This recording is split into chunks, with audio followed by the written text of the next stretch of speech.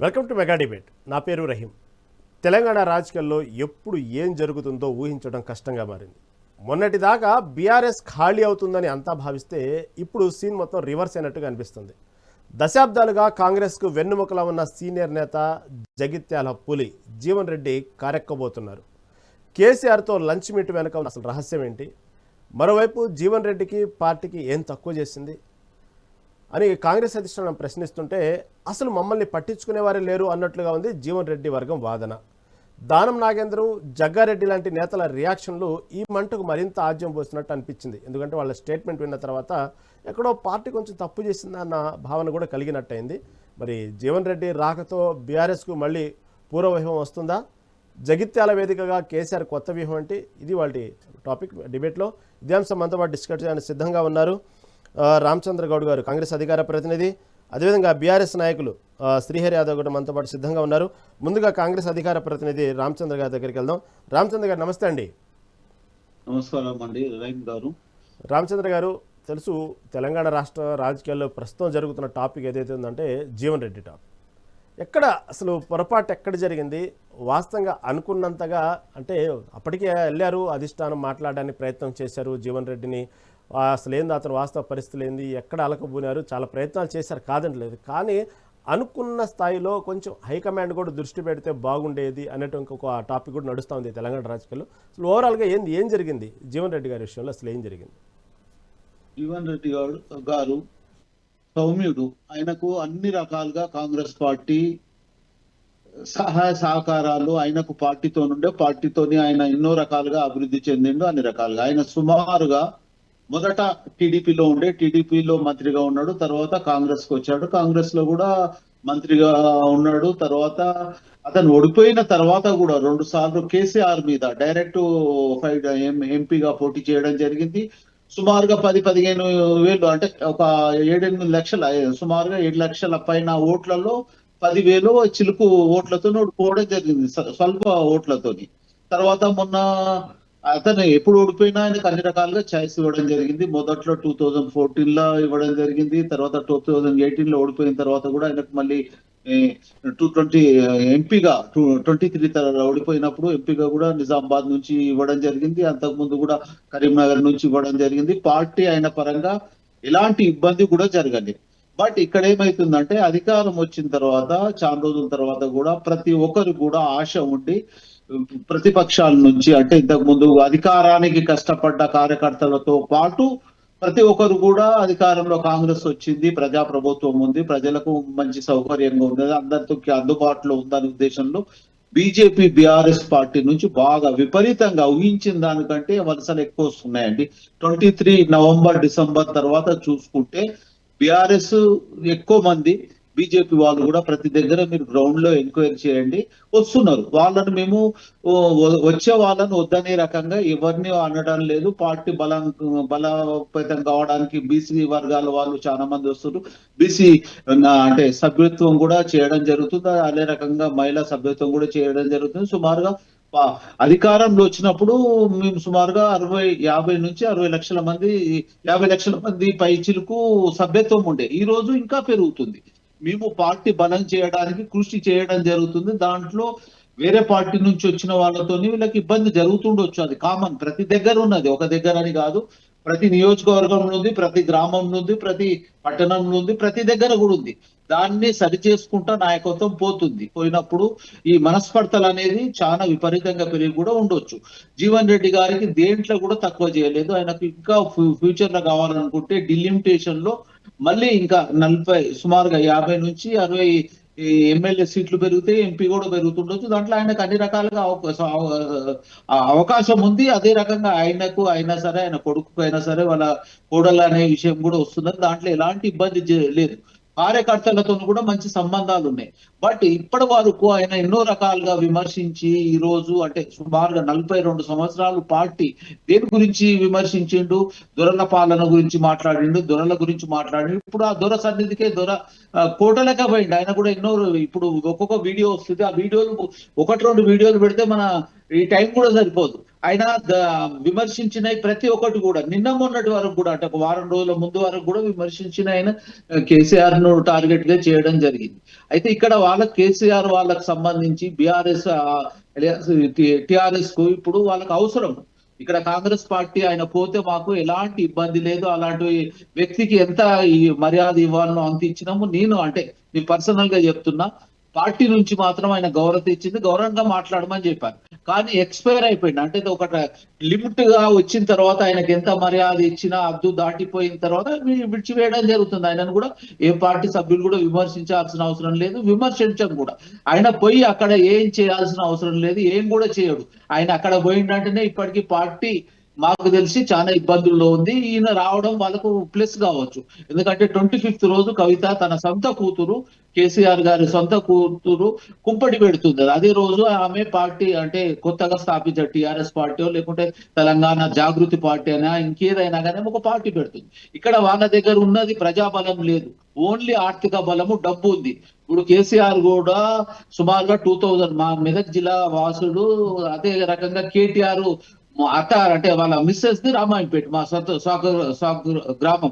వాళ్ళ పరిస్థితి గురించి తెలిసినప్పుడు 2000 కంటే ముందు వాళ్ళ పరిస్థితి ఏంది, 2014 కంటే తర్వాత ఏమున్నది, అధికారంలో వచ్చిన తర్వాత వాళ్ళు విపరీతంగా ఆర్థికంగా డెవలప్ అయినారు. అది ఈ రకంగా అయినా తెలంగాణ ప్రజల డబ్బా ఇంకేదా అనేది లేదు. ఇక్కడ ఇండియాలో కాదు, వేరే దేశాల్లో కూడా ఉందని ఈయన అతను విమర్శించిన వాడే రేపటి నుంచి కోరుతుంటే కూడా సంతోషమే.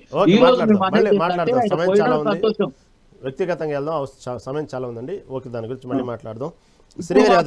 ఆయన పోతే పార్టీకి ఏం నష్టం లేదండి, ఆయన పోయింది సంతోషమే. ఆయన ఏం విమర్శించినా సద్విమర్శగా తీసుకొని అవి దాంట్లో ఏం పొరపాట్లు ఉన్నా పార్టీని బలోపేతం చేసుకుంటాం. ఇంకా 33 నెలల పైన 33 కాంగ్రెస్ ప్రభుత్వం ఉంటది. ఈ సమస్యలను ఆయన ఇచ్చిన ఏవైనా కానీ సలహాల రూపకంగా తీసుకొని కాంగ్రెస్ పార్టీ అభివృద్ధి కోసానికి కృషి చేస్తామండి. ఓకే రామచంద్ర గారు. శ్రీహరి యాదవ్ గారు ఉన్నారు, బీఆర్ఎస్ నాయకులు. నమస్తే అండి శ్రీహరి గారు. నమస్తే రహీం భాయ్, నమస్తే రామచంద్ర అన్న, గుడ్ ఈవినింగ్. నమస్తే నమస్తే.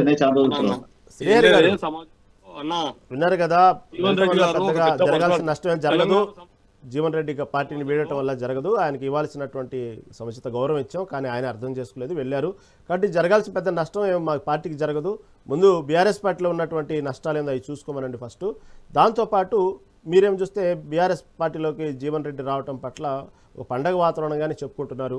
మళ్ళీ పక్క చూస్తే నష్టం లేదంటున్నారు, మీరు చూస్తేనేమో భారీ లాభం చేకూరింది జీవన్ రెడ్డి పార్టీలోకి వస్తా అంటున్నారు. ఎలా చూడాలి ఇవి రెండింటిని?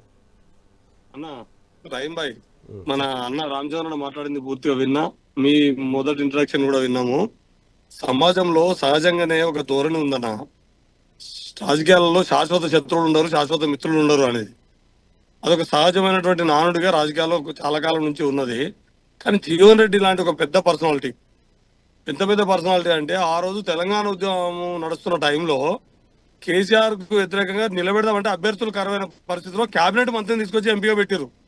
ఆ రోజు కాంగ్రెస్ పరువు కాపాడుకోవడం కోసం ఆ రోజు రాజశేఖర రెడ్డి జిద్దుతనాన్ని, అంటే తను జిద్దుగా అసలు తెలంగాణ లేదు, తెలంగాణను వాషౌట్ చేస్తాం, తెలంగాణ నినాదాన్ని ఉనికిలో లేకుండా చేయడం కోసము ఒక అస్త్రంగా జీవన్ రెడ్డిని ఆ రోజు వాడుకునే ప్రయత్నం చేశారు. ఆ రోజు మీరు తెలుసు లక్షల మెజార్టీ ఎట్లా వచ్చిందో. తర్వాత రెండవసారి ఆ తెలంగాణ ఉద్యమంలోని దాంతో కొంత తక్కువ మెజార్టీ తోటి పోయిన మాట కూడా మీకు తెలిసిందే. ఇక్కడ చర్చ అంతా ఎక్కడ అంటే, తను మీ దగ్గర ఉన్న రోజు తను తెలుగుదేశంలో మంత్రిగా పనిచేసి వచ్చిండు అనే విషయం మీకు మర్చిపోయారు. ఎప్పుడైతే ఒక నాయకుడు తమ పార్టీ నుంచి బయటకు పోయినప్పుడు మాత్రమే లోపాలు చూసేటటువంటి పద్ధతి చూడు. తన గత చరిత్ర ఎన్ని రోజులు తెలీదా? తను తెలుగుదేశంలో తను కరీంనగర్ పార్లమెంట్ సభ్యులు నిలబెట్టినప్పుడు, అంతకుముందు మంత్రి పదవి ఇచ్చినప్పుడు, అంతకుముందు రాజశేఖర రెడ్డి 2 సార్లు కేబినెట్ లో ఉన్నప్పుడు, అప్పుడు తెలీదా ఆయనే అంతకుముందు తెలుగుదేశం నుంచి వచ్చిండు అని? అది కాదు చర్చ. ఆయన ఆత్మగౌరవం ఉన్నటువంటి మనిషి. కొంచెము ఇక్కడ సమస్యల్లో ఆయనకి ఏదో కాంగ్రెస్ పార్టీ ఆయన అభివృద్ధికి దోహదం చేసిందని చెప్పడానికి ఆయన మీద ఎలాంటి అవినీతి మరకలు లేవు.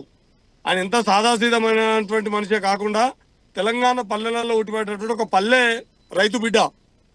తనకు ఆత్మగౌరవం పాలెక్కు. ఆయన కోరుకున్నది వీళ్ళ నుంచి మంత్రి పదవి కోరుకోలే, వీళ్ళ నుంచి ఇంకేదో అభివృద్ధిలో లేకపోతే ఏదైనా కాంట్రాక్ట్ లో కోరుకునే కాంట్రాక్టర్ కాదాయన.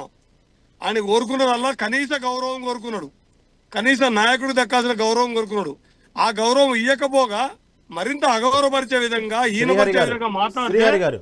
శ్రీహరి గారు కొంచెం బ్యాక్ వెళ్ళారా? డైరెక్ట్ కెమెరా మీద పడుతున్నట్టు అనిపిస్తుంది, కొంచెం వెనక్కి వెళ్ళండి. కంటిన్యూ అండి. తను గౌరవం కోసం, స్వయం గౌరవం కోసం నిలబడే మనిషిగా తన స్వయం గౌరవాన్ని కాపాడుకోవడం కోసం వచ్చాడు. రెండవది, మాకు పండుగ వాతావరణం అనేది ఏంటంటే చూడండి మీరు, మా రామచంద్రన్ అంటున్నాడు వాళ్ళ దగ్గర డబ్బులు ఉన్నాయి ఆర్థికమని. నిజంగా జీవన్ రెడ్డి గారు అట్లాంటి మనిషా? జీవన్ రెడ్డి గారు ఆర్థిక వనరుల కోసం పార్టీలు మారే మనిషా? కాదు. ఆయన ఆత్మగౌరవం కోసం పార్టీలోకి వచ్చిండు. తనకు ప్రత్యామ్నాయము తెలంగాణ ప్రజల ఆత్మగౌరవానికి ఆ రోజు తెలంగాణ ప్రజలందరూ తెలంగాణ కావాలని కేసీఆర్ వైపు నిలబడి లక్షలాది, అంటే డిపాజిట్ కూడా దక్కాలి అనే స్థాయిలో ఉన్న రోజు కూడా తను నిలబడ్డే కాబట్టి ఇప్పుడు ప్రాయశ్చిత్తం చేసుకుంటుండు. తను ఇలా చేరేటప్పుడు అన్న మాట ఏంటిది? నేను తెలంగాణ ప్రజల కోసం సేవ చేయడం కోసం ఇన్నేళ్ళు దూరంగా ఉన్నా, ఇప్పుడు నాకు ఆ దేవుడే అవకాశం కల్పించిండు తిరిగి మీతో కలిసి పనిచేయడానికి అని చెప్పిండు. ఎవరైనా ఆయన ఆర్థిక విధానాలతోటో తనను లాభ నష్టాలతోనో తను డబ్బుల కోసం చేరినట్టు చూడడం అంటే ఇక మనల్ని మనం కూడా అవమానించుకోవడం అవుతుంది. అది అట్లాంటి మనిషి కాదు జీవన్ రెడ్డి గారు. రెండవది, అధికార పార్టీలలోకి వలసలు పోవడం అనేది అతి సాధారణమైన విషయం.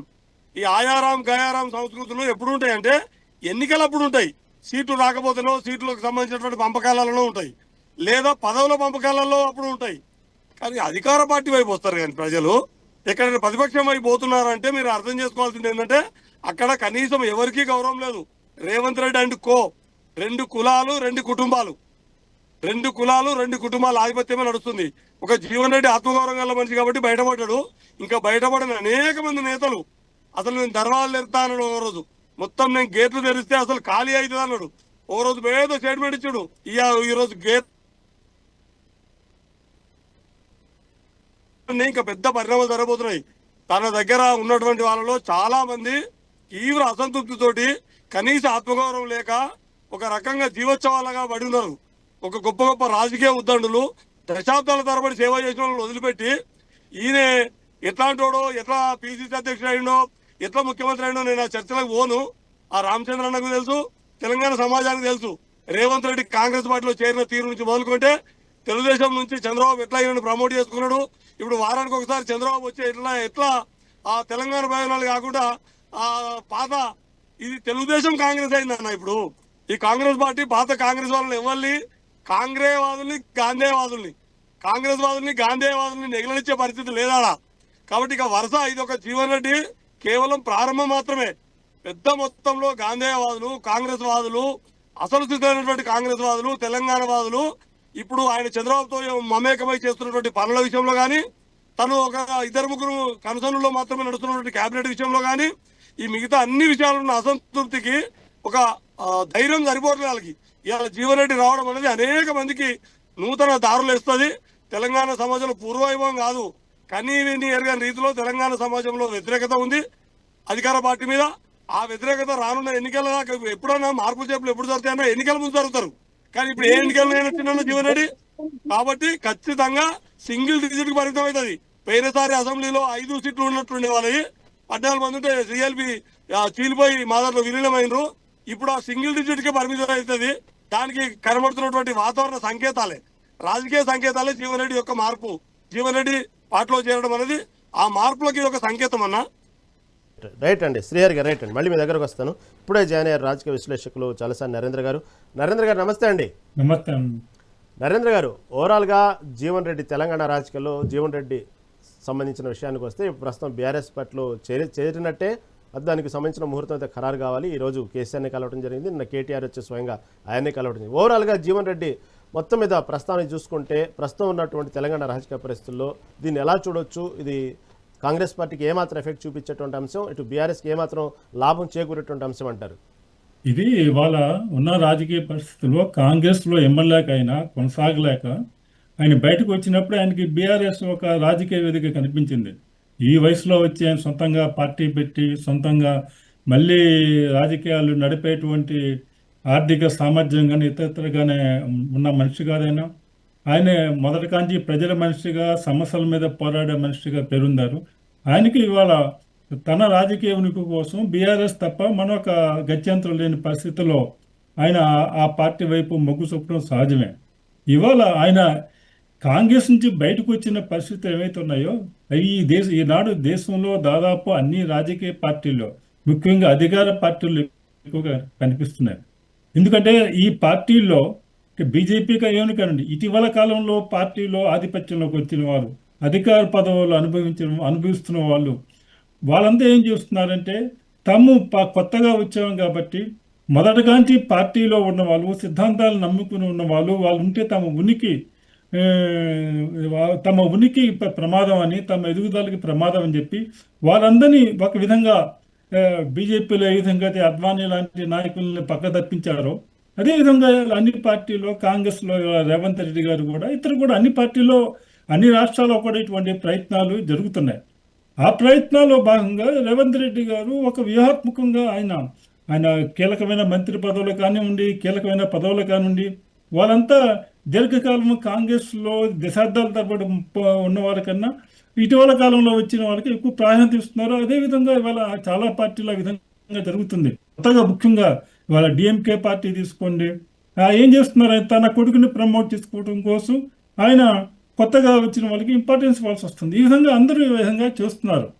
అయితే ఇవాళ ఇక్కడ అలాంటి బయటకు వచ్చినప్పుడు జగన్ రెడ్డి గారు ఇతర పార్టీలో అధికార పార్టీ వైపు ప్రతిపక్షాల నుంచి చేరటం, అధికారం ఎక్కడుంటే అక్కడ గుమ్ముకోవటం ఒక మన భారత రాజకీయాల్లో కొత్త విషయం కాదు. అయితే ఒక కాంగ్రెస్ లాంటి సుదీర్ఘ చరిత్ర ఉన్న పార్టీల్లో ఇప్పుడు ప్రాంతీయ పార్టీలు అంటే కేవలం ఒక కుటుంబానికో ఒక ఇద్దరు నాయకులుగా పరిమితాయి. కానీ ఇటువంటి పార్టీల్లో ఒక ఎమ్మెల్యేని పార్టీలో చేర్చుకునే ముందు ఆ నియోజకవర్గంలో ఆయన మీద ఓడిపోయిన నాయకుడు కానీ అక్కడ ఉన్నటువంటి నాయకులను కానీ కూర్చోబెట్టి వాళ్ళ మధ్య సహయోధ్య కుదిర్చి ఒక ఏర్పాట్లు చేసి చేర్చుకోవటం ఒక సాధారణంగా క్రమశిక్షణ కలిగినటువంటి ఏ పార్టీ అయినా చేసేది. ఇక్కడ కనీసం జగన్ రెడ్డి గారిని పరిగణలో తీసుకోకుండా, ఆయన యొక్క అభిప్రాయాలు విలువ ఇవ్వకుండా అవతలను చేర్చుకోవటం, ఆ తర్వాత పార్టీలో ఆయనకి స్వయంగా ఏఐసిసి నాయకులు ఇచ్చినటువంటి హామీలు కూడా స్వయంగా ఇచ్చిన హామీలు కూడా అమలు కాకుండా స్థానిక నాయకులు అడ్డుపడటం, ఈ విధంగా ఆయన ఇక కాంగ్రెస్లో ఉండలేని పరిస్థితిని ఆ విధంగా కల్పించినట్టు కనిపిస్తుంది. ఇలాంటి నాయకులు ఉంటే ప్రమాదం అని ప్రస్తుత నాయకులు ఇలాంటి వాళ్ళు బయటకు వెళ్ళటమే మంచిది అని కాంగ్రెస్ పార్టీ నాయకత్వం కూడా, రాష్ట్ర నాయకత్వం కూడా ఆయన్ని ఒక వ్యూహాత్మకంగా బయటికి వెళ్ళక తప్పనిసరి పరిస్థితులు కల్పించినట్టు కనిపిస్తుంది. కాబట్టి సహజంగా ఆయనకి బీఆర్ఎస్ వైపు చూడటం తప్పితే మరో మార్గం లేదు. అది ఇవాళ రాజకీయ ఉనికి కోసం. ఆ విధంగా బీఆర్ఎస్ అంటే ఇవాళ సాధారణంగా మన ప్రతికూల రాజకీయాలు జరుగుతున్నాయి. అధికారంలో ఉన్న పార్టీలని పట్ల ప్రజలు ఎప్పుడైతే విసుగు చెందుతారో వాళ్ళు ఆ పార్టీని ఓడించే వాళ్ళ కోసం వెతుకుతారు. బీఆర్ఎస్ 10 ఏళ్ల పరిపాలన చేత విసుగు చెందేటువంటి ప్రజలు ఎప్పుడైతే ఆనాడు కాంగ్రెస్ బీజేపీ పోటీ పడితే బీజేపీ కన్నా కాంగ్రెస్ బీఆర్ఎస్ ఓడిస్తుందని నమ్మకానికి వచ్చారు. కాబట్టి కాంగ్రెస్ ఆనాడు కాంగ్రెస్ పార్టీని అధికారంలో తీసుకొచ్చారు. అదేవిధంగా రేపు ఈ ప్రభుత్వం మీద విసుగు చెందితే ప్రజలు ఆటోమేటిక్గా అక్కడ ఎన్నుకోవడానికి ప్రత్యామ్నాయంగా బీఆర్ఎస్ కనిపిస్తేటువంటి పరిస్థితులు ఉంటాయి. కాబట్టి సహజంగానే అటువైపు వెళ్తుంటారు. ఈనాటి రాజకీయాల్లో ఈ విధంగా ప్రజలు అధికార పక్షానికి ప్రధాన ప్రతిపక్షాల మధ్య మూడో పార్టీని ఆదరిస్తూ సూచనలు దాదాపు ఎక్కడ కనిపించట్లేదు. కాబట్టి ఇలాంటి పరిస్థితుల్లో ఇటువంటి రాజకీయంగా వాళ్ళకి ఉనికి చేత ఒక సుదీర్ఘమైన రాజకీయ చిత్రం ఉన్న వాళ్ళు ఏదో ఒక రాజకీయ వేదిక కావాలంటే ఆ విధంగా బీఆర్ఎస్ ఎన్నుకోవటం సహజంగా జరిగింది. అది సహజంగానే ఇటువంటి అధికార పార్టీలో కలిగేటువంటి ఇటువంటి పరిణామాలు పరిస్థితులు పట్ల రాజకీయంగా లబ్ధి పొందాలని ప్రతిపక్షాలు ప్రయత్నం చేస్తుంటాయి. ఇప్పటి వరకు కూడా మొదట్లో సంవత్సరం పాటు ప్రతిపక్షాల నుంచి కాంగ్రెస్ నుంచి చేరికలు పెరిగినాయి. కానీ ఇటీవల కాలంలో కాంగ్రెస్లో చేరిన వాళ్ళు ఎవరు కూడా అనుకున్నటువంటి విధంగా రాయితీలు కానీ పదవులు కానీ ప్రయోజనాలు కానీ పొందలేకపోయారంటే అసంతృప్తితో చాలామంది ఉన్నారు. కాబట్టి ఇవాళ కొత్తగా కాంగ్రెస్లోకి చాలామంది బీఆర్ఎస్ శాసనసభ పక్షమే చీలిపోయి కాంగ్రెస్లో చేరుతుందని ఒక దశలో అంచనాలు వేశారు. కానీ అలాంటి పరిస్థితులు ఇవాళ కనిపించట్లేదు. ఎందుకంటే కాంగ్రెస్లో ఇప్పటికే చాలామంది ఉన్నారు, మనకి అక్కడ స్థానం దొరుకుతుందా లేదా అనేటువంటి పరిస్థితులు ఉన్నాయి. కాబట్టి ఈ విధంగా ఇవాళ ఎన్నికలు వచ్చేసరికి ప్రజలు ఏ విధంగా స్పందిస్తారు, ప్రజలు ఎవరిని ఆదరిస్తారనేది మీద ఫలితాలు ఆధారపడి ఉంటాయి. ఇవాళ ఒక జగన్ రెడ్డి గారు తీసుకున్నటువంటి ఈ చర్య ఏమంతా రాజకీయంగా అనివార్యమైనటువంటి ఒక పరిణామంగానే మాత్రమే మనం చూడొచ్చు. మళ్ళీ మీ దగ్గరకు వస్తానండి. రామచంద్ర గారు, నరేంద్ర గారు చెప్పినట్టు వాస్తవంగా పార్టీని అంటిపెట్టుకొని పార్టీ సిద్ధాంతాల మీద బతికే వాళ్ళు ఈ రోజుల్లో నీతి నిజాయితీగా ఉండేటువంటి రాజకీయ నాయకులు చాలా తక్కువైన రోజుల్లో ఇలాంటి జీవన్ రెడ్డి లాంటి నాయకుల్ని పోగొట్టుకోవడం కాంగ్రెస్ పార్టీకి ఒక ఎఫెక్ట్ అయితే, వాస్తవంగా బయట నుంచి వచ్చిన వాళ్ళని ఇంపార్టెన్స్ ఇస్తూ పార్టీని అంటిపెట్టుకున్న వాళ్ళని ఇలా నిర్లక్ష్యం చేయడం అనేది ఎంతవరకు కరెక్ట్ అనేది ప్రధానంగా జరుగుతున్న చర్చ. ఏమంటారు?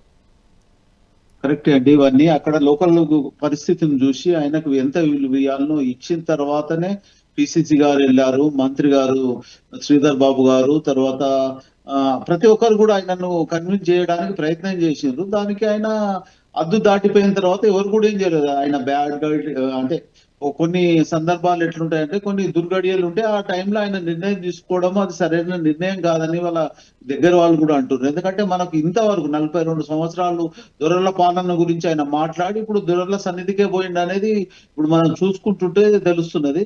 ఆయనది 20 తారీఖు నాడు జగిత్యాలలో పార్టీలో చేరుతుండనేది న్యూస్ ఇప్పుడే వచ్చిందండి. 20 తారీఖు నాడు ముహూర్తం పెట్టుకున్నారట జగిత్యాలలో. ఆయన ఎప్పుడైతే ఏమి ఇబ్బంది ఏం లేదు, మేము అవసరానికి అంటే మేము అవసరం ఉన్నా లేకున్నా ఆయనను పెద్ద మనిషి అని గౌరవ ఇచ్చి ఎంత మర్యాద ఇవ్వాలో పిసిసి గారు అనుకోండి, మంత్రులు అనుకోండి, ప్రతి ఒక్కరు కూడా పోయి మాట్లాడడం జరిగింది. ఆయనకు వాళ్ళు నచ్చకుండొచ్చు, ఆయనకు అన్ని రకాలుగా కూడా సంబంధాలు ఉన్నాయి. కేంద్ర అంటే ఇంతకు ముందు అంటే అది అధిష్టం అంటే మాకు సంబంధించిన అధిష్టానానికి సంబంధించిన ఢిల్లీ పెద్దలతో కూడా సంబంధాలు ఉన్నాయి. ఆయన చర్యలు తీసుకునేది ఉంటే కానీ అది ఆయన ఆలోచనను బట్టి, ఎందుకంటే ఒక ఏజ్ వచ్చిన తర్వాత ఆయన నిర్ణయం అనేది ఆయన మీదే ఇస్తున్నాము. కానీ కాంగ్రెస్ పార్టీ ఎంత కాపాడుకోవాలో అంత కాపాడుకుంది, తప్పని పరిస్థితులు ఇడిచిపెట్టుకున్నాము. అలాంటి వ్యక్తులు పోయినా కానీ రామచంద్ర గారు, జీవన్ రెడ్డి గారు ఆయన పదవుల కోసం ఆశించలేదు, ప్రాధాన్యత కోసమే ఆయన వెంపర్లాడింది. ఆ ప్రాధాన్యత దక్కలేదే కదా ఆయన అలకబోనారు. అలాంటప్పుడు మీరు చెప్తున్నట్టు ఎందుగానే కేంద్రంతో మంచి సంబంధాలు ఉన్నాయి, ఇటు రాహుల్ గాంధీతో కానీ సోనియా గాంధీతో కానీ ఆ స్థాయిలో ఆయనకు పరిచయాలు ఉన్నాయి. ఆయన ఎవరనేది ఒక వాళ్ళ మైండ్లో ఒక నోటీస్ ఉన్నటువంటి ఒక వ్యక్తి, ఒక నాయకుడు. కాబట్టి కొంచెం ఆ స్థాయిలో చర్చలు జరిపితే ఎలా ఉండేది అని అనిపించలేదా? కొంచెం అక్కడి నుంచి చర్చలు వస్తే కొంచెం డైరెక్ట్గా ఆయనతో మాట్లాడితే కొంతవరకు నిర్ణయాలు మార్చుకునే అవకాశం ఉందేమో అనిపించలేదా మీకు? వాళ్ళ ద్వారానే వీళ్ళకు పిసిసి గారు మాట్లాడడం జరిగింది. తర్వాత శ్రీధర్ బాబు గారు వెళ్ళారు, తర్వాత లక్ష్మణ్ కుమార్ వీళ్ళు కూడా మంత్రులు వెళ్ళారు. అందరు కూడా మాట్లాడడం జరిగింది. వాళ్ళ నిర్ణయం బట్టి ఇప్పుడు ఒక నిర్ణయం తీసుకున్నప్పుడు సీఎం గారిది కాదు, అందరు అనుకొని మంత్రులు అనుకొని పెద్ద నాయకులు అందరు కలుసుకొని కేంద్ర అంటే దీనికి ఇన్ఛార్జీలు కూడా ఉన్నారు. ఇన్ఛార్జ్ రాష్ట్ర నాయకత్వం ఉంది, కేంద్ర నాయకత్వానికి సంబంధించిన ఇన్ఛార్జీలు ఉన్నారు, కేంద్ర పార్టీకి సంబంధించిన వాళ్ళందరూ కూడా నిర్ణయం తీసుకున్న తర్వాతనే దాటిపోవడం జరిగింది. ఇక్కడ ఏమొస్తుందంటే ఆయన ఏం తక్కువ చేసింది, ఆయన ఓడిపోతే ఎంపీగా కూడా ఛాయిస్ ఇచ్చారు. తర్వాత లోకల్లో కూడా ఆయనకు సంబంధించి కూడా ఎక్కడ బలంగా ఉన్న అంటే ఇప్పుడు ఎట్లుందంటే పరిస్థితి ఎక్కడ అంటే మొన్న వచ్చింది సర్పంచ్ ఎలక్షన్లు అయినా అనుకొని ఇంకేమైనా ఇప్పుడు చూస్తున్నాం కదా, ఓపెన్ గా చెప్తున్నాము, ఆయనకు అంత బలం లేదనిపిస్తుంది. అంటే ఆయనకు పార్టీని చూసుకొని ఆయనకు బలపరిచింది కానీ వ్యక్తిగతంగా బలం అనేది లేదు. ఎందుకంటే ఆయన పార్టీకి సంబంధించి ఒక ముఖ్యుడిగా ఉండి పార్టీకి ఆయన బలం, ఆయనతో పార్టీ బలం ఇట్లా వేరే చేసుకుంటే ఆయన కంటే పార్టీ బలమైంది. క్యాడర్ కూడా ఆయనతో ఎవరు కూడా వెళ్తలేరు, అంతా కూడా సీన్ కూడా లేదు. ఎందుకంటే క్యాడర్ అనేది కష్టపడ్డోళ్ళు, పార్టీ నుంచి మాకేం రాకున్నా సరే కానీ స్వచ్ఛందంగా సొంత డబ్బులతో కష్టపడ్డారు. అంటే తెలంగాణ రాష్ట్రం వచ్చేదానికి కూడా ఎంతో కృషి చేయడం జరిగింది. జీవన్ రెడ్డి గారు చేసారు, కాంగ్రెస్ కార్యకర్తలు చేసారు, అందరు చేసారు. కానీ ఇక్కడేమొచ్చిందంటే వీళ్ళు పార్టీ అంటే అధికారంలోకి వచ్చిన తర్వాత ఎంతుంది పరిస్థితి, అంతకుముందు ఎంత ఉంది. ఇప్పుడు కవితకు వచ్చింది ఏంటంటే ఆర్థిక సంబంధాలు. ఇప్పుడు మీరు మాట్లాడుతున్న ఎవరు మాట్లాడినా కానీ ఆర్థిక సంబంధాల గురించి మాట్లాడాల్సింది. వాళ్ళు పార్టీ ఫండ్ 1500 కోట్ల రూపాయలు లీగల్ గా చూయించుకున్నారు. ఇల్లీగల్ గా ఎన్నో ఉన్నాయో. ఇప్పుడు కూడా వీళ్ళకు అంటే కాంగ్రెస్ కు బలంగా ఎవరు అనుకుంటున్నాం అంటే మేము బీఆర్ఎస్ అనుకుంటలేము, బీజేపీ అనుకుంటలేము, రేపు వచ్చే కవిత అనుకుంటలేము, రేపు ఇంకోసారి వచ్చే తిరుమల మల్లన్న అనుకుంటాం. ఎంత మంది వచ్చినా గానీ కాంగ్రెస్ పార్టీ బలంగా మేము సొంతంగా బలంగా అవుతున్నాం. మాకు పొరపాట్లు ఉన్నా కానీ ఆయనకు ఎంత ఛాయిస్ ఇవ్వాలనో, ఎంత మాట్లాడాలనో అంత మాట్లాడడం జరిగింది. అంతర్గతంగా మాట్లాడాలంటే ఓపెన్ చెప్పాల్సిన అవసరం లేదు. అంతర్గతంగా ఎన్నోసార్లు అతనితో మాట్లాడడం జరిగింది.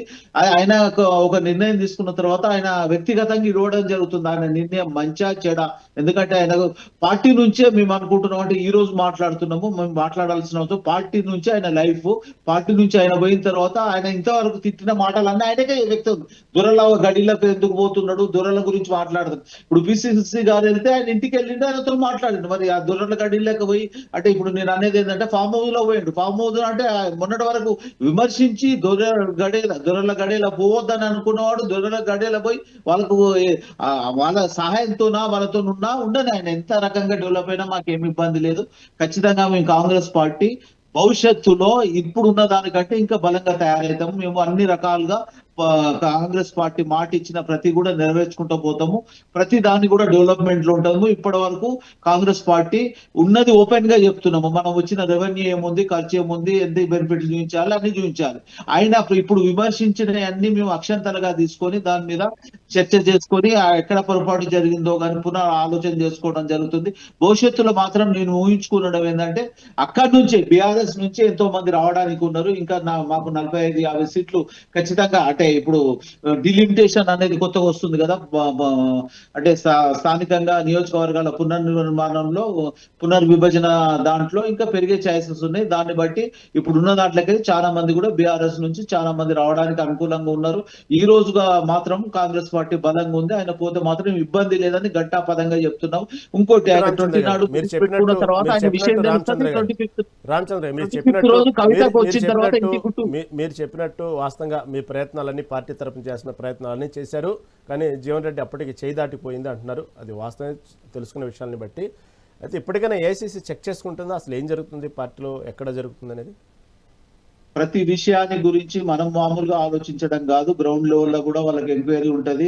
స్థానికంగా నాయకత్వంతో కాకుండా ఇంటెలిజెన్స్, ప్రైవేట్ ఇంటెలిజెన్స్ తో కూడా తెలుసుకోవడం జరుగుతుంది. ఎక్కడెక్కడ పొరపాట్లు జరుగుతున్నాయి అనేది మేము రోజువారీగా కాకుండా కానీ వాళ్ళకి రోజువారీగా ఇన్ఫర్మేషన్స్ వస్తాయి. మాకు 15 రోజులకు నెలకు రోజు ఒకసారి ఎక్కడెక్కడ ఏం జరుగుతుంది, ఎక్కడ వీక్ ఉంది, ఎక్కడ ఏం జరుగుతుంది, ప్రజలకు కావాల్సినవి మనం ఏం చేయాలి, చేయలేని పరిస్థితి ఏముంది అనేది కూడా ప్రజలకు ఓపెన్ గా చెప్తున్నాం. ఎక్కడ తప్పు జరుగుతుంది ఎక్కడ అనేది ఖచ్చితంగా ప్రజాపక్షంగా ఉండి మేము కాంగ్రెస్ పార్టీ కార్యకర్తలం అనుకోండి, నాయకులు మేము ఏదో చెప్పుకోవడం కాదు. మేము పార్టీ కోసానికి కష్టపడి పార్టీని బలోపేతం చేయడానికి ఎంతో మంది ఉంది, స్వచ్ఛందంగా ఉన్నారు. కొంతమంది పార్టీ నుంచి బతికే వాళ్ళు కూడా ఉంటుండొచ్చు, అట్లా ఉంటారు ఇట్లా ఉంటారు. కానీ పార్టీ అన్ని ఆలోచన చేసి ఎవరికి విలువ ఇవ్వాలనో వచ్చిన వాళ్ళకి ఇస్తున్నది, అందరికి ఇస్తుంది. భవిష్యత్తులో కూడా అందరిని కలుపుకునేవి. ఇప్పుడు మీరు అన్నట్టు ఓన్లీ జగిత్యాలకు జీవన్ రెడ్డితో సంబంధం కాదు, ప్రతి దగ్గర కూడా పార్టీకి విపరీతంగా వచ్చారండి. అంటే వలసలు వచ్చాయి. దాన్ని బట్టి పాత వాళ్ళకు కూడా ఇబ్బందులు జరుగుతున్నాయి. వాళ్ళని కలిపే ప్రయత్నాలు చేస్తుంది పార్టీ, ఎక్కడ కూడా వెనుక వేస్తలేదు. ఇప్పుడు మీరు అనుకున్నట్టు ఒక దగ్గర కాదు, తెలంగాణ రాష్ట్రంలో అంతటా కూడా పాత కొత్త వాళ్ళని సమ్మేళనం చేసి ప్రతి ఒక్కరికి కూడా అడ్జస్ట్మెంట్ చేసుకుంటా ముందుకు వెళ్తుందండి. రైట్ రామచంద్ర గారు. మణిమేగ గారు, శ్రీహరి గారు అన్నగారు ఉన్నారా? శ్రీహరి గారు, అయితే ఇందాక శ్రీహరి గారు రామచంద్ర గారు చెప్పినట్టు మొన్నటిదాకా దొరల పాలనని విమర్శించినటువంటి జీవన్ రెడ్డి, దాంతోపాటు అనేక సార్లు కేసీఆర్ని విమర్శించినటువంటి జీవన్ రెడ్డి ఇప్పుడు పార్టీలోకి రావటం, అంటే పార్టీలో సహజం, శత్రువులు శాశ్వత శత్రువులు ఉండరు, మిత్రులు ఉండరు, ఇవన్నీ సహజమే పార్టీ. కాకపోతే జీవన్ రెడ్డి గారి యొక్క ముఖ్య విషయానికి వచ్చేటప్పటికి అధికార పార్టీలో ఉండే అధికార పార్టీ తప్పు చేస్తే నిలదీసిన వ్యక్తి కాబట్టి మీరు ఎంతైతే ఆహ్వానిస్తున్నారో ఆనందంగా, పార్టీలో ఏమాత్రం తేడా వచ్చినా ఆయన ఎవరిని ఊరుకోరు, నిలదీస్తారు మొహమాట లేకుండా. వాళ్ళు పక్కలో బలం పెట్టుకున్నట్టే పరిస్థితులను బట్టి. మీ పార్టీలో అంత సముచిత స్థానం ఇచ్చి ఆయన దగ్గర మాత్రం ఎలా పడితే అలా సంబంధించినటువంటి రాజకీయమైనటువంటి మాటలు అలాంటి జరిగితే మాత్రం నిలదీసే వ్యక్తి. మళ్ళీ అలాగే కూడా జాగ్రత్త చూసుకోండి మరి మీరు. అట్లా ఏం ఉండదన్న. జీవన్ రెడ్డి గారు చాలా పరిపక్వత చెందినటువంటి రాజకీయ నాయకులు. వారు ఏదో ఆశించో ఏదో వాళ్ళకు స్థానం కోసమో రాలేదు, కేవలం ఆత్మగౌరవ సమస్యతోనే వచ్చారు వారు. ఇంతకుముందు మా రామచంద్ర అన్న చెప్పినట్టుగా ఆ పాత వాళ్ళ కొత్త వాళ్ళ కలయిక అనేది చెప్పిర్రో, మా దగ్గర నుంచి పోయిన వాళ్ళందరూ మళ్ళీ తిరిగి, మీరు మొన్ననే చూసిర్రు మైపాల్ రెడ్డి గారి పరిస్థితి చూసిర్రు, కృష్ణమోహన్ రెడ్డి గారి పరిస్థితి చూసిర్రు. వారందరూ కూడా ఎవరు హ్యాపీగా లేరు అక్కడ ఉన్న వాళ్ళు. మేము కర్మ కానీ అనుకోకుండా వచ్చినాము, రెంటికి చెడ్డ రేవడి అయినామన్నారు. వాళ్ళు పోయిన వెంటనే వాళ్ళు ఏం చేసినా కూడా మేము మళ్ళీ తీసుకోము అని కేటీఆర్ గారు ఒక ప్రకటన చేసి ఉన్నారు ఆల్రెడీ. పార్టీ శ్రేణులు కూడా పార్టీ మారిన వాళ్ళని ఎవరిని మళ్ళా తిరిగి వెనుకొస్తే తీసుకునే పరిస్థితులు లేరు.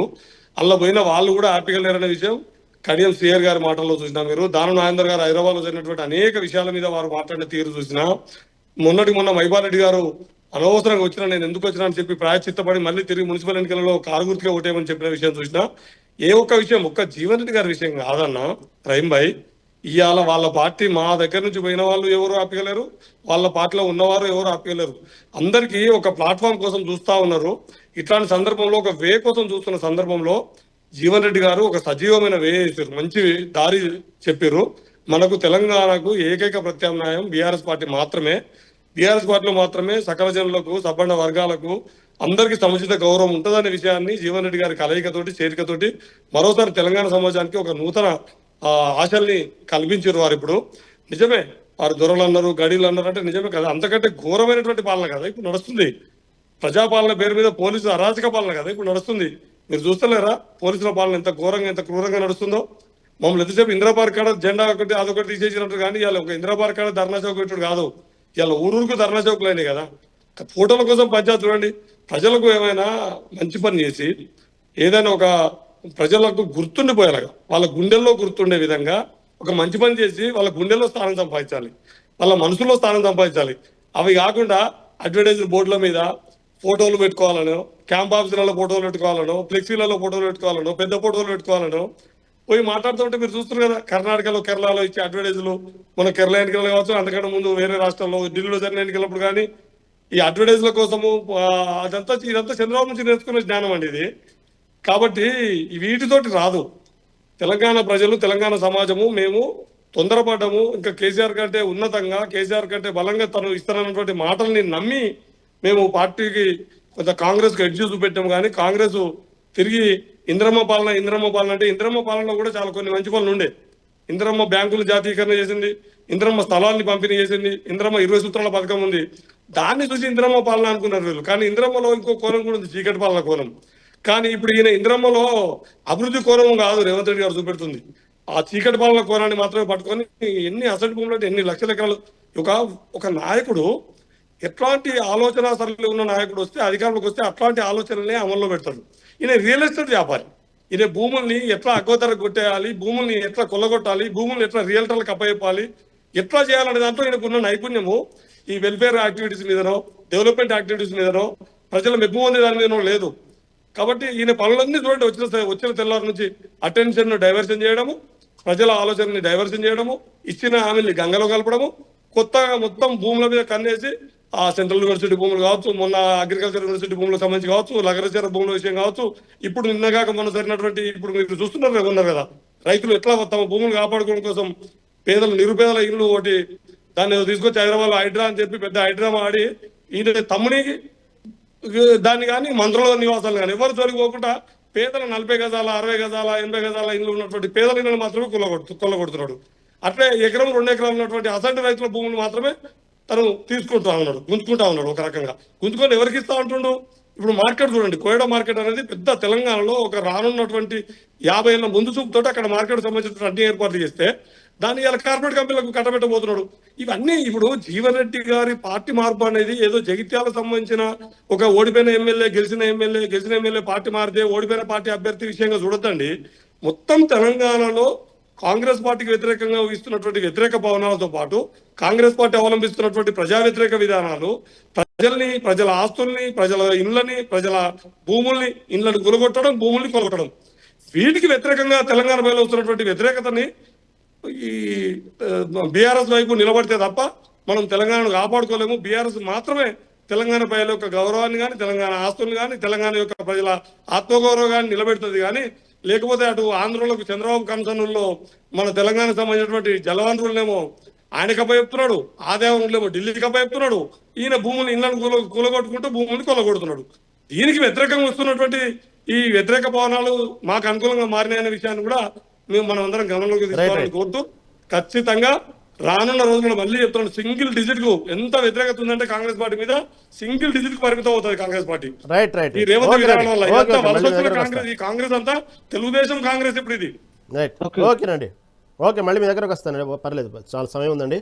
నరేంద్ర గారు ఇందాక కూడా ఒక ప్రస్తావన వస్తూ మీరు మాట్లాడుతున్న సందర్భం చూస్తే వాస్తవంగా గతంలో ఏదైతే ఇందాక మన రామచంద్ర గారు చెప్పినట్టు గేట్ తెరిస్తే రావడానికి అనేక మంది ఉన్నారు, ఆ విధంగా పార్టీని ఒక్కసారిగా చాలామంది రావడానికి వచ్చారు, వచ్చిన వాళ్ళు మేము కాదనము, అలా తీసుకోవాల్సి వచ్చింది పరిస్థితులు అలా అని చెప్పిన సందర్భం చూస్తే ప్రస్తుతం కాంగ్రెస్ పార్టీలో వాస్తవంగా అంత వలసలు వచ్చే పరిస్థితి నుంచి ఒక్కసారిగా హ్యాంగ్ అయిపోయింది. ఎందుకు అటువంటి పరిస్థితి పార్టీలో ఎందుకు వచ్చింది కాంగ్రెస్ పార్టీకి?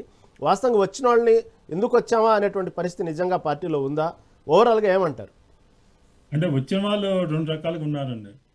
వాళ్ళు తమ యొక్క ఆస్తులు, వ్యాపారాలు కాపాడుకోవటం కోసం, వాటికి ప్రభుత్వం నుంచి ఇబ్బందులు లేకపోవడం కోసం వచ్చిన వాళ్ళు ఉన్నారు. వాళ్ళు సంతోషంగా ఉన్నారు, వాళ్ళ యొక్క ఆర్థిక ప్రయోజనం సాధించుకుంటున్నారు. అలా కాకుండా రాజకీయంగా పదవులు పొందుతారని, సపోజ్ మంత్రి పదవి రాకపోతే మంత్రి పదవి వస్తుందని, లేదా ఇంకేదో పదవి వస్తుందని, ఇంకేదో హోదాలు లభిస్తాయని వచ్చి ఇవాళ అసలు బీఆర్ఎస్ ఎమ్మెల్యేగానే కొనసాగాల్సి రావటం, ఒక ఐడెంటిటీ లేకుండా ఉండటం, అధికారికంగా అధికార పార్టీ ఎమ్మెల్యే అని చెప్పుకోలేకపోవడంతో వాళ్ళు సహజంగానే ఆ పరిస్థితుల్లో అసహనాన్ని కల్పిస్తాయి. ఇప్పుడు కడియం శ్రీహరి లాంటి వాళ్ళు కానీ, దానం నాగేంద్ర లాంటి వాళ్ళు కానీ, వాళ్ళు ఏ పార్టీలో ఉన్నా కూడా దానం నాగేంద్ర తన వ్యాపారం తను చేసుకోగలడు. ఆయనకి దానికోసం బీఆర్ఎస్లో చేరి ఆయన ఆయన చేసుకోవాల్సిన అవసరం లేదు. అయినా రాజకీయ ఉనికి కోసమే ఆయన పార్టీలు జనరల్గా చాలా మారటం, ఆయన అధికార పార్టీలో ఉంటే ఆయన ఉనికి ఉండటం కోసమే ఆయన చేరింది. అది ఎప్పుడైతే మీరు ఆశించింది లభించలేదో, ఎప్పుడైతే ఆశించిన హోదా లభించలేదో సహజంగానే ఒక అసంతృప్తి ఏర్పడుతుంది. ఇప్పుడు కాంగ్రెస్లో కూడా పార్టీకి సంబంధం లేకుండా వచ్చిన వాళ్ళు ఇవాళ ఉత్తమ్ కుమార్ రెడ్డి, కోమటిరెడ్డి ఇలాంటి సీనియర్లు కాదని ఇవాళ మన ఖమ్మం జిల్లా మంత్రులు ఎవరైతే ఉన్నారో వాళ్ళు ఇవాళ ఆధిపత్యం వహించడం, ఇవన్నీ వీళ్ళు సహించలేకపోతున్నారు. సహజంగా నిన్న మొన్న కాంగ్రెస్లో చేరి వచ్చి ఎలక్షన్ చేరి వచ్చిన వాళ్ళు సహజంగానే వాళ్ళ అసంతృప్తి ఏర్పడుతుంది. ఇవాళ ఇది పార్టీ పరిస్థితి అన్ని పార్టీల్లో కూడా అన్ని రాష్ట్రాల్లో కూడా కనిపిస్తుంది.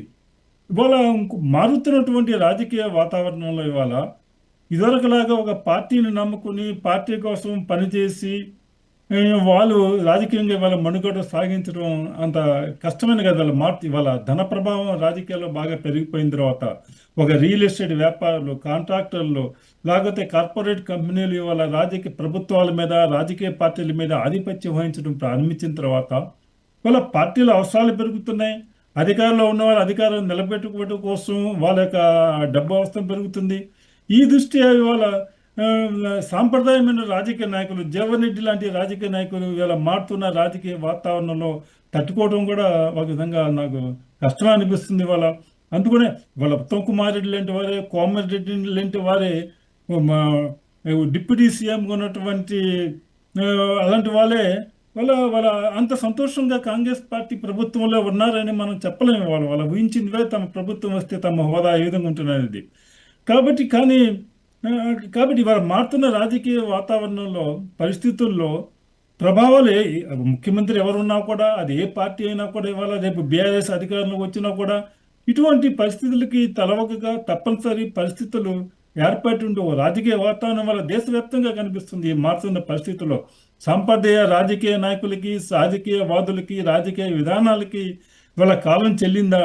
ఎందుకంటే పెద్ద పెద్ద కాంట్రాక్టులు మనం చూస్తున్నాం. వాళ్ళు ఏ పార్టీ ప్రభుత్వంలో ఉన్నా, ఎవరు ముఖ్యమంత్రులు ఉన్నా కూడా తెలుగు రాష్ట్రాల్లో వాళ్ళదే పెత్తనం సాగుతుంది, వాళ్ళు చెప్పిందే సాగుతుంది.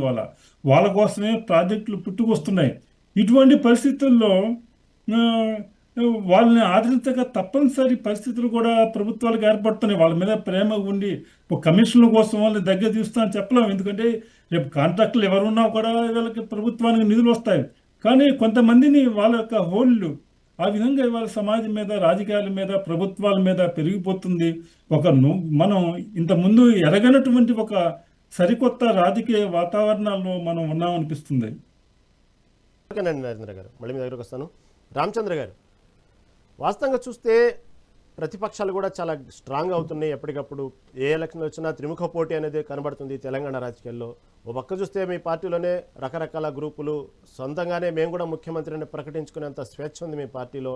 ఇలాంటి పరిస్థితుల్లో, ఇలాంటి త్రిముఖ పోటీలో ఉన్న రాష్ట్రంలో, ఇలాంటి రాజకీయాల్లో, తెలంగాణ రాజకీయాల్లో ఈ విధంగా పర్వాలేదు, పోతే ఏముంది, ఆయనకంత బలం లేదు అనుకోవటం ఎంతవరకు సబబు? దాంతోపాటు మీరు చెప్పినట్టు ఇందాక పార్టీకి ఇంటెలిజెన్స్ చాలా ఉంది అంటున్నారు. మీ ఇంటెలిజెన్స్ లెక్కలో ఇంకా ఎవరెవరు వెళ్ళే వాళ్ళు ఉన్నారు? వాళ్ళు బుజ్జగించే ప్రయత్నాలు చేస్తున్నారా? ఓవరాల్గా ఏమంటారు? ఇది కాంగ్రెస్ ప్రభుత్వం అంటేనే ప్రజా ప్రభుత్వము, ప్రజలకు సంబంధించి ఫ్రీగా ప్రతి ఒక్కరు కూడా సామాన్యుల నుంచి మంత్రివర్గం వాళ్ళు కూడా ఫ్రీగా మాట్లాడే అవకాశం ఉంది, మాట్లాడుతుంటారు.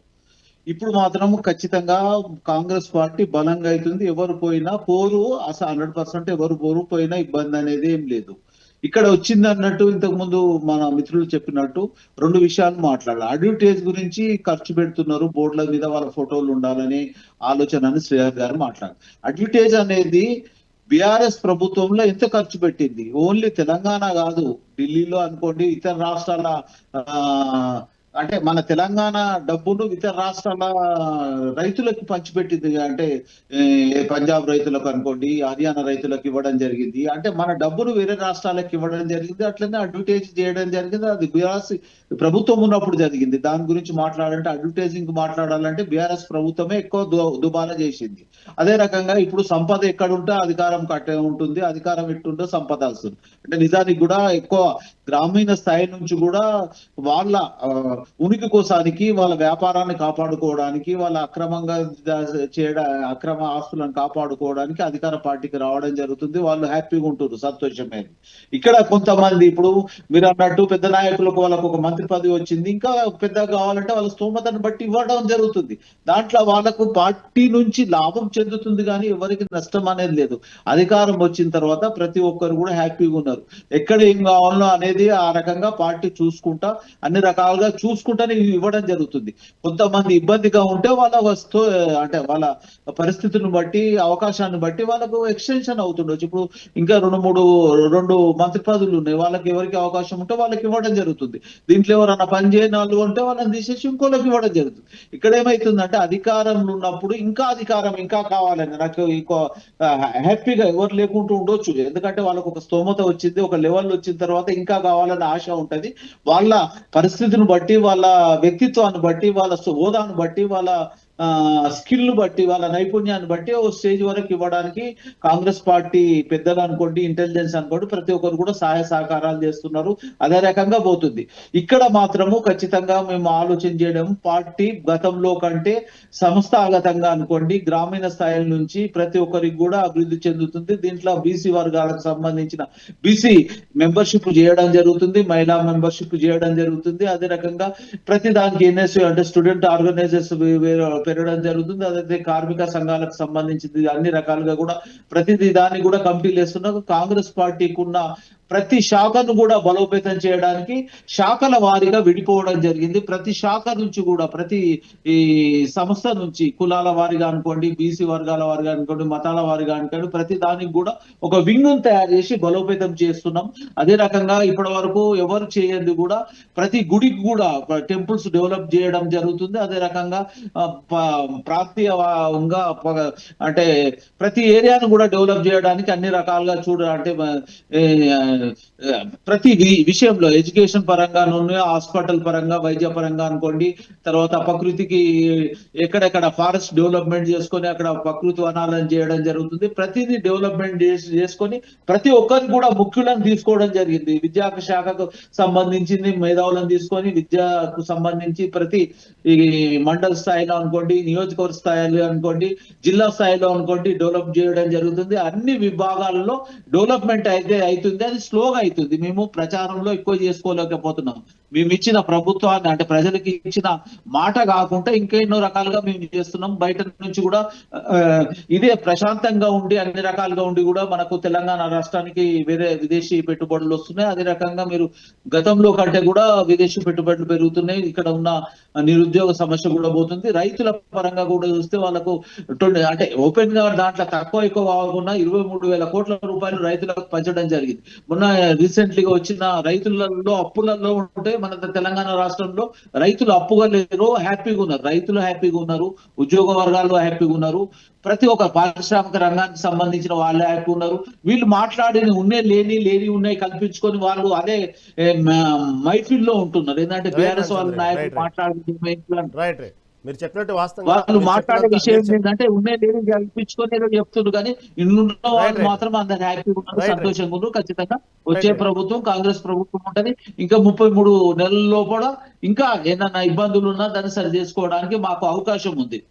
మీరు చెప్పినంతగా నిజంగానే క్షేత్రస్థాయిలో మీరు చెప్పినంతగా నిజంగానే అంత సంతోషంగా రైతులు, ప్రజలు అందరూ ఉన్నారు అనుకుంటే ఓకే, మంచిదే. వాస్తవంగా క్షేత్రస్థాయిలో రిపోర్ట్స్ తెప్పించుకుంటున్నారా? ప్రభుత్వం మీద ఎలా ఉంది, ప్రజాభిప్రాయం సేకరిస్తున్నారా? దాని గురించి ఏం రామచంద్ర గారు? ఖచ్చితంగా జరుగుతుందండి. ఎవరు అధికారులు ఖచ్చితంగా జరుగుతుంది. ఎవరు అధికారంలో ఉన్నా ఇంటెలిజెన్స్ రోజువారీగా వస్తుంది. మాకు కూడా ఇన్ఫర్మేషన్, అంటే ప్రతి ఒక్కరికి కూడా ఇన్ఫర్మేషన్ అనేది తెలుస్తుంటది ప్రజల్లో. మొన్ననే మనం చూసినాం స్థానిక సంస్థల ఎన్నికల్లో మేము ఇన్ని సీట్లు వస్తాయి, ఇంత వస్తుందని ఊహించలేదు. మొన్న అంటే గ్రామీణ స్థాయిలో అదే వచ్చింది, పట్టణ స్థాయిలో కూడా వచ్చింది.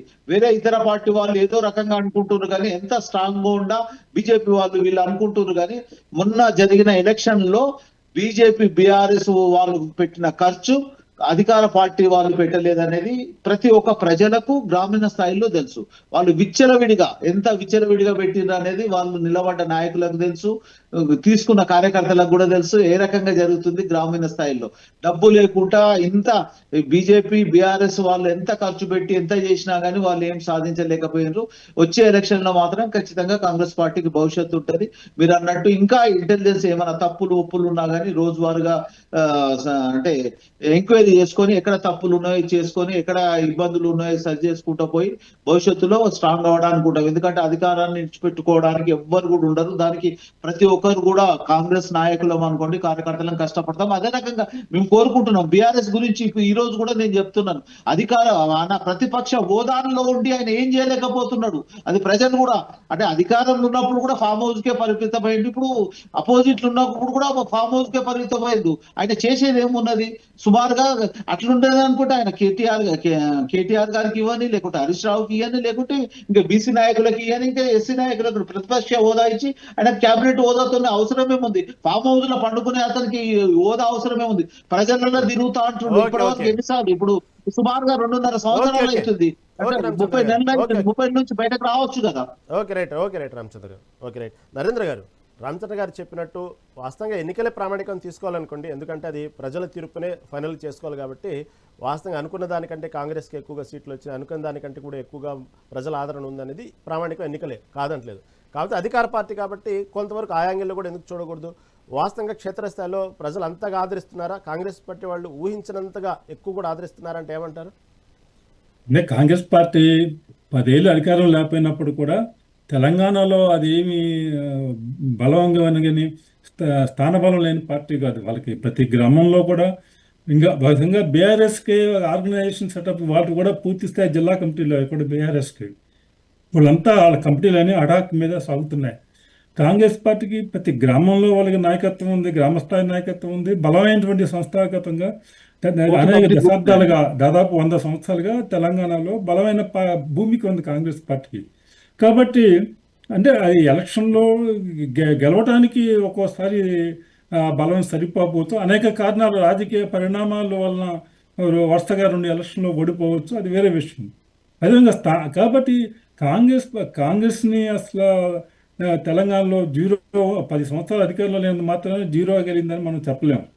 అదేవిధంగా స్థానిక సంస్థల ఎన్నికలు సహజంగానే అధికార పార్టీకి అనుకూలంగా ఉంటాయి. ప్రతిపక్షాల కన్నా వాళ్ళకి అనేక అనుకూల అంశాలు కలిసి వస్తాయి. కాబట్టి వాళ్ళ స్థానిక సంస్థల్లో సాధక గ్రామీణ నాయకత్వం ఎవరైతే ఉన్న స్థానిక నాయకత్వం అధికార పార్టీతో ఉంటే మనకి పనులు జరుగుతాయి, అభివృద్ధి పనులు జరుగుతాయని ప్రజల్లో కూడా వాళ్ళదైనటువంటి ఆశ ఉంటుంది. కాబట్టి కేవలం స్థానిక సంస్థల ఎన్నికల్లో గెలిచినంత మాత్రాన ఎమ్మెల్యే ఇవాళ లోక్సభ ఎన్నికలకి అసెంబ్లీ ఎన్నికల్లో ప్రజలు భిన్నంగా ఆలోచించడం చూస్తున్నాం. అదేవిధంగా స్థానిక సంస్థల ఎన్నికల్లో అసెంబ్లీ ఎన్నికల్లో భిన్నంగా ఆలోచిస్తారు. కాబట్టి అప్పటికి పరిణామాలు ఎలా ఉంటాయి, రాజకీయ మార్పులు ఎలా ఉంటాయి ఏంటి అనేది ఇప్పుడు మనం అంచనా వేయలేం. అది బీఆర్ఎస్ ధీమాగా ఎలక్షన్లో గెలుస్తామని చెప్పి ఎలక్షన్కి వెళ్ళారు బీఆర్ఎస్. అయితే ఫలితాలు వేరే విధంగా ఉన్నాయి మా గత ఎన్నికల్లో. కాబట్టి ఇప్పుడు వరకు కాంగ్రెస్ పార్టీ ఒక బలమైన పార్టీ అంటలో సందేహం లేదు. దాన్ని ఎన్నికల్లో రాజకీయంగా పరిపక్వత కలిగినటువంటి చైతన్యం కలిగినటువంటి నాయకత్వం వాళ్ళకి అన్ని స్థాయిలో ఉంది కాంగ్రెస్ పార్టీ. అది ఎప్పుడు కూడా ఒక పార్టీకి ఒక అసెట్గా ఉంటుందో అనలేదు. నిజంగా పార్టీలు రావటం పోవటం, పెద్ద పెద్ద నాయకులు పార్టీ నుంచి వెళ్ళిపోవటం అనేది, అదే జారటం అనేది దాదాపు అన్ని పార్టీలు ఇవాళ జరుగుతుంది. దానివల్ల ఒక పార్టీ కూలిపోతుందని కానీ, ఒక పార్టీ ఒక నాయకుడు రాగానే ఏదో మొత్తం రాజకీయ మార్పులు వస్తాయని కానీ మనం ఎమ్మటే తక్షణమే మనం అంచనాలు వెళ్ళాం. ఆ తర్వాత జరిగేటువంటి రాజకీయ అనేక పరిణామాలు, అనేకమైనటువంటి మార్పుల మీద ప్రభావం ఉంటుంది. దాన్ని బట్టి పరిణామాలు ఉంటాయని చెప్పచ్చు.